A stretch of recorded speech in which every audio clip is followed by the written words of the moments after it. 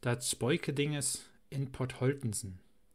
Podholtensen liegt an Deister und is an sauen Stickeln Berge gebiuet, dat nein Disch in ganzen Dörpe grade staat. Da moet erstens spaun, euren Lütschek breed onder de Feute legt wieren, wer da einen vollen Mausnap opsetten kann. 1830 herumme was Podholtensen noch vor wat anderes berühmt. Das beuket nämlich an helllichten Doge inne, und dat was ein ganz putzig Speukedinges. Und noch 20 Jahre nachher wurde in der ganzen Gegend von vertellt. Und wenn eine uit Holtensen in Noverdörp kam, denn fragen sie ne jümmer, wat maget denn dat Speukedinges? Mit seren noch immer wat verkauken? De Sorge verheilt sich sau. In ein Burenhuse was jümmeren polternd und dürenschlornd und ramentend, etwas ranete dull. Nicht einmal bei en Erdende harren se frie. Et buffe Forken an de Dischbahne, dat et Zoppen eurem Melkmaus euren Napprand zwucke und euren Disch flaut. Und all unterlaut reipet Balle von Bodden, Balle von der Bühne, Balle von der Raukammer. Stellet mecken Napp dicken Reus op'n Bodden. Und ihre se dat nicht gedaan herren, ihre gaf sich dat Speukedinges nicht te frie. An anderen Doge was de ganze Napp rane putzet, ar wenn de Hund ute licket herre. Und dat Spektakel und Bollwarkend gung von frischen Leus, bis se ins Bauke wie dicken Reus hinsetten. Der Geschichte dure wohl noch allen Mond. Sahn her noch nemmes wat, aber dat polternd und trampend und baldernd, dat was Dach vor Dach, und de Luien in Huse wurd dat an letzten Ende te dull. De Bure gung non am de Kohlenberg, und sehr taun Ammanne, se können sich in ihren Huse an hellen Doge vor Speukende nicht bargen. Und dat Jünge und Jünge nicht so wöhr. Und hei vertelle de ganze Geschichte haarklein. De Ammann hören nöpe Tau und sehe, wir wollen die Sache untersuchen. Ich denke, das Spuken soll sich bald legen.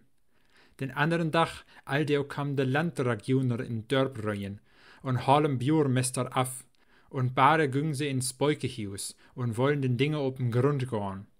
Der Bjure Sülm und ein paar Novers würden der auch mit dabei.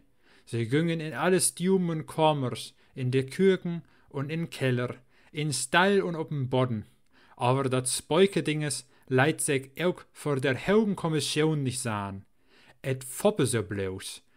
Und was de Kommission in der Stuben, den reipet ihr der Kürken.